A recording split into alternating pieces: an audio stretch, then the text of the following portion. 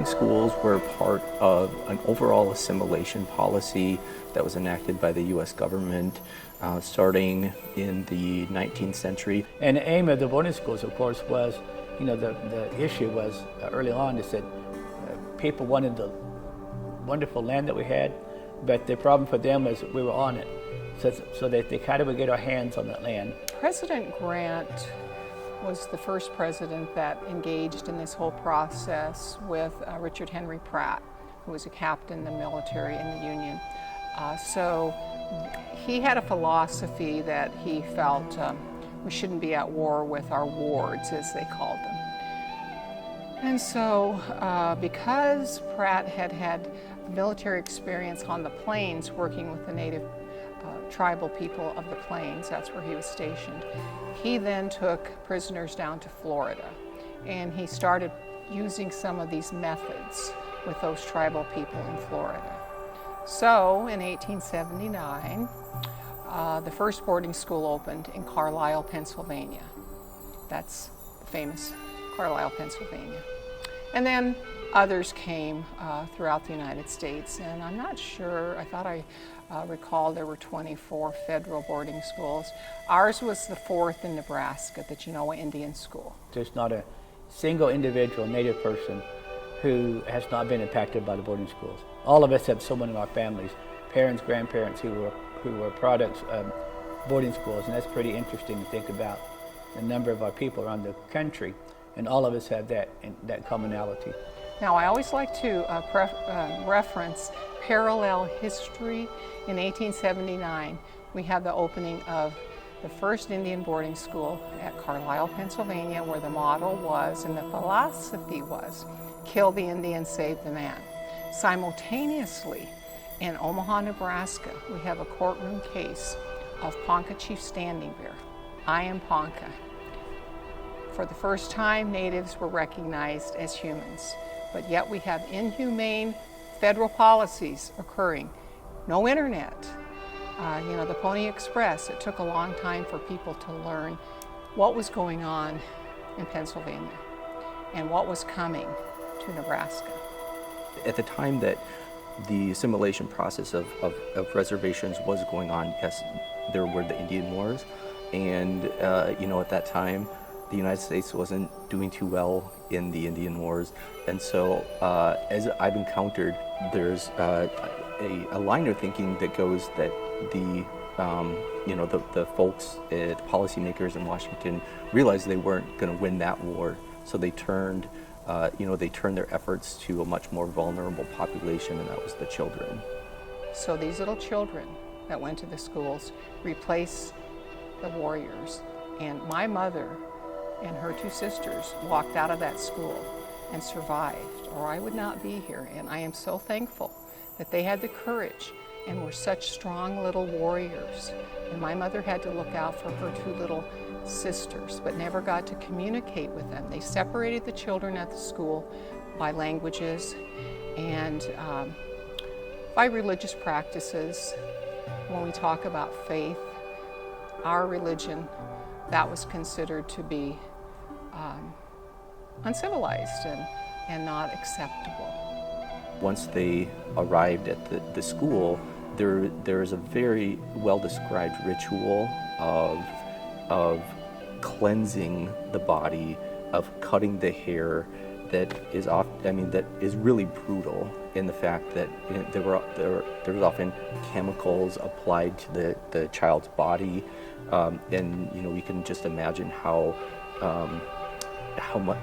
unpleasant that must have been compared to what we can think of as cleaning shampoos and conditioners of today. No, they use things like lye. I've read accounts of kerosene just applied to the body. The hair that is very sacred to most every Plains tribe was shorn away, and the outfits that students had on them were also taken away and replaced with very uncomfortable uniforms. We couldn't be terminated completely, so the next best option was to erase our identities as Native people whitewash students, take away their language, take away their culture, and they knew that if they did that with the children, that ultimately it would end up basically eliminating Native people as they were. What were the losses? So many. The loss of family connections, the loss of spiritual camaraderie, the loss of nurturing of children. As a mother, it's so heartbreaking to think of the trauma that would have been caused by taking young children away from their love and support system. And imagine being a baby and you're taken away. And there were babies and toddlers taken, and they were with people who didn't speak their language, and they were separated from their parents for long periods.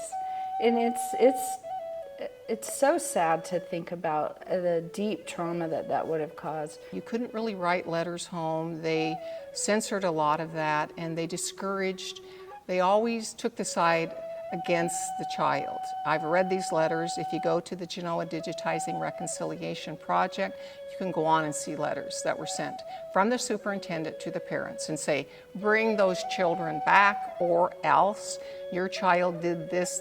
Mostly what they did was what any child would do, escaping from being abused and being homesick and lonesome to see your parents. So corporal punishment was used to dissuade children from speaking in their native language. My grandmother describes being slapped in the mouth when she spoke in Lakota, and just a couple of occurrences of that is enough to really, take that out of the children, scare them enough so that they don't use their language anymore. And of course, being inserted right away into the regimented schedule, the children would lose the day-to-day activities that often included, religious elements in their lives, like saying morning prayers, having, sharing a pipe, ceremonies that just happen on a daily basis, completely stripped away. So all of that life that they knew was gone. Every morning they would get up at 5 o'clock and put on their scratchy wool dresses. They had been stripped of all of their beautiful regalia, jewelry, anything that had any reference to who you were. Your identity was erased.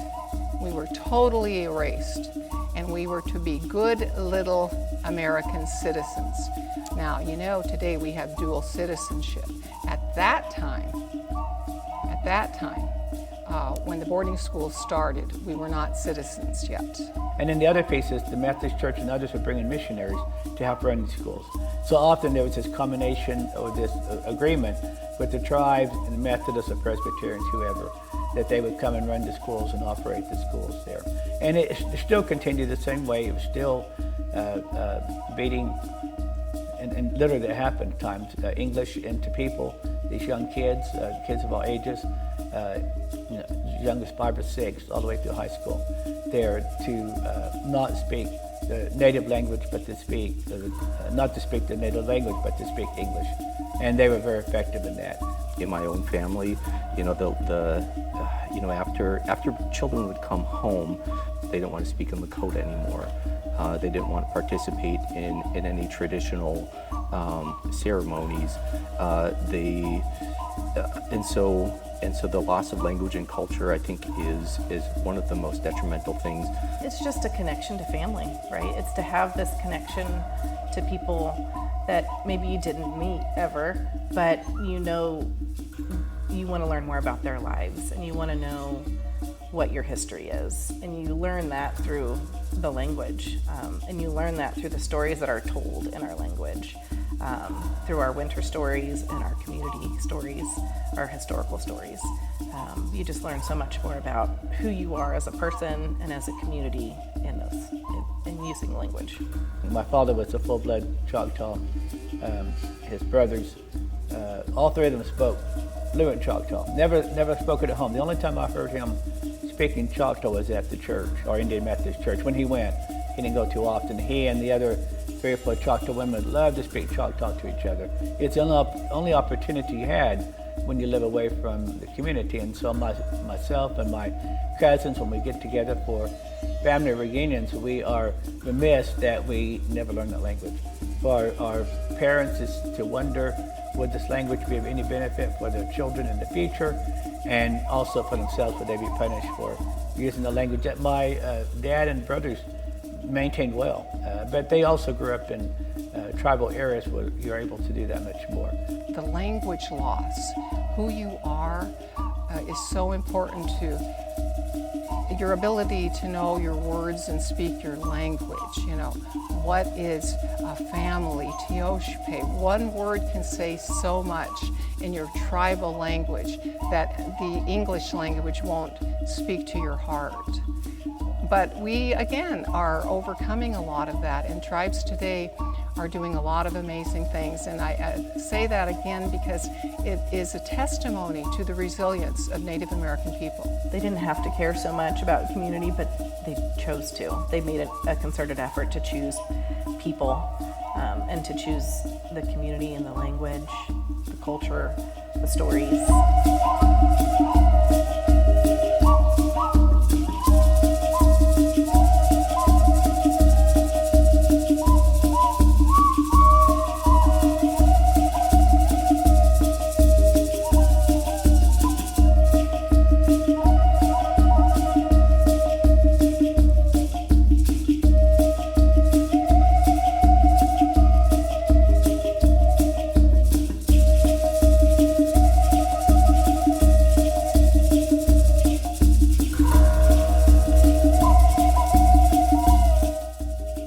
I think it's important for us to continue to remember that and teach our children about it.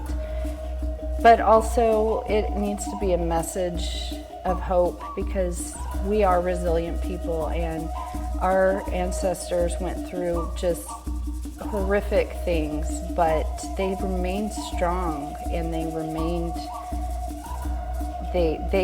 were able to maintain their identity as much as they could. And now I think young people are starting to realize how powerful it is to draw back that which was taken from us, and to identify, learn our traditions as much as possible. Some of it is probably gone forever, but learning ceremonies, learning back the language, and just the values, the cultural values.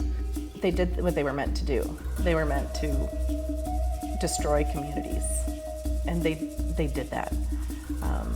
But I think, the word resilience keeps coming up, right? But just the amazing fight for community that Indigenous people all over the United States and Canada and all over the world are fighting for. Just the value in that, that we can pursue our community and how important that is. To hear those stories, and they're all so similar. They're all so similar to what they talk about and what they have endured there. And so we're thankful for the groups that are doing that kind of work and helping to educate folk. And you're right, preserving those stories. We talk about how history repeats itself. We need to hear those stories so we make sure that these things never happen again. So I sit here before you as a visible symbol that we survived and that our culture was worth saving, and that we were not savage people. We were beautiful people.